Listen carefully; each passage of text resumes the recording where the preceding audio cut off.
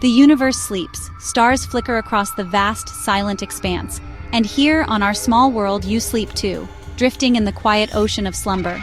But tonight, something is different. You surface, not into morning light, but into a suffocating awareness. Your eyes open. You see your room, dimly lit by a street lamp. Everything seems normal, yet profoundly wrong. You try to move. Nothing happens. Your body is frozen, pinned to the mattress, while your mind screams. Panic blooms in your chest. Your breath is shallow.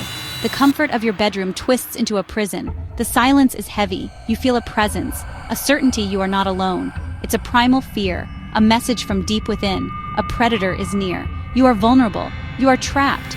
From the corner of your eye, a shadow darker than the gloom. No features, but you feel its gaze. Your heart hammers. You try to scream, but no sound escapes. This phantom feels utterly real, a malevolent entity. But what if this intruder isn't from another world? What if it comes from within?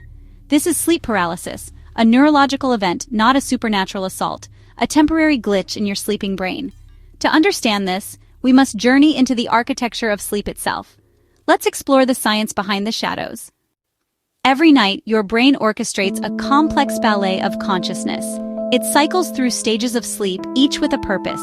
REM sleep, rapid eye movement, is where your most vivid dreams unfold. Your brain is nearly as active as when awake, creating entire worlds. To protect you, your brainstem switches off your voluntary muscles. This is atonia. It keeps your body still while your mind roams free. Essential muscles like your heart and diaphragm keep working, but your limbs are locked down. Sleep paralysis happens when your mind wakes up before your body does. You're awake inside a sleeping body. This mismatch is the core of the experience. The feeling of being trapped is often joined by a sense of pressure on the chest. During atonia, your breathing is shallow and automatic. Your conscious mind's effort to breathe deeply clashes with paralyzed chest muscles, creating a sensation of suffocation. It's a biological glitch, a ghost in the machine. But why do we see shadows and feel presences? The immobility is terrifying enough, but what about the shadowy figures and whispers? These are hallucinations, generated by your own mind. In sleep paralysis, your brain is caught between REM sleep and wakefulness. Dream-generating parts haven't fully shut down, projecting dream imagery onto your real environment. The most common hallucination is the intruder, a sense of a presence in the room. Our brains are wired to detect threats, so in fear and paralysis, we invent a source. Shadows become monsters. Pressure on your chest becomes a demon or witch. Your mind creates a narrative to explain the bizarre sensations. Some experience floating or out-of-body feelings, vestibular motor hallucinations. All these are your brain's attempt to interpret a confusing mix of signals. The terror is real, but the source is within. Before neuroscience, humans explained sleep paralysis with myth.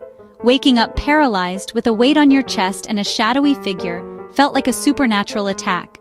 In Europe, it was the incubus or succubus, demons tormenting sleepers. The word nightmare comes from the mare, a spirit riding on people's chests. In Japan, it's kanashibari, bound by spirits. In Newfoundland, the old hag. In Brazil, the pisadera. In Mexico, it's subirse el muerto. The dead person climbs on top of you. Even today, alien abduction stories echo classic sleep paralysis episodes. The core elements remain: immobility, a strange presence, and fear. Our brains interpret the same event through the lens of culture. What was once a demon or witch can now be an extraterrestrial visitor. If you've experienced sleep paralysis, you're not alone. About 8% of people have at least one episode. In some groups, it's much higher. It can happen to anyone, often first appearing in the teenage years. The biggest trigger is sleep deprivation. Disrupted sleep patterns increase the risk. An inconsistent sleep schedule also makes episodes more likely. Stress and anxiety are major contributors, fragmenting sleep and making transitions rough. Conditions like anxiety disorders and PTSD are linked to higher rates. Narcolepsy and sleeping on your back can also play a role. Some medications disrupt sleep cycles and trigger episodes. Anything that disturbs your sleep's rhythm can open the door to sleep paralysis. The mind's turmoil by day can spill into the night. But there are ways to cope. Knowing sleep paralysis is a brain glitch helps, but it's hard to remember in the moment. The key is to break the cycle of fear. Panic makes it worse. Instead of fighting, try to accept, this is sleep paralysis. It will pass. This mantra can anchor you to reality. Some people break out by focusing on moving a small body part, like a toe. Others try to control their breathing or make a small sound. Prevention is best. Practice good sleep hygiene. Go to bed and wake up at the same time daily. Make your bedroom dark, quiet, and cool. Avoid caffeine, nicotine, and heavy meals before bed. Manage stress with exercise, meditation, or deep breathing. If anxiety or a sleep disorder is an issue, talk to a doctor. Addressing root causes can dramatically reduce episodes. Sleep paralysis can feel like a brush with death or a supernatural attack. The fear is primal, but the truth is simple. Sleep paralysis is not dangerous. It's a harmless misfire in the brain's sleep system. The shadowy figures are dream fragments.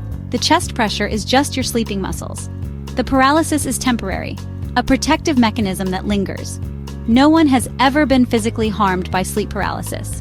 Understanding the science strips away the horror and reveals the wonder of our biology. It's a glimpse into the borderland between dreams and reality. If you find yourself trapped in that shadowy state, remember, you are safe. The fear is real, but the danger is not. Breathe. Wait. The sun will rise and the phantoms will dissolve. You are simply a conscious observer on a brief, strange journey through your own mind. And with morning, you'll awaken, whole, safe, and free.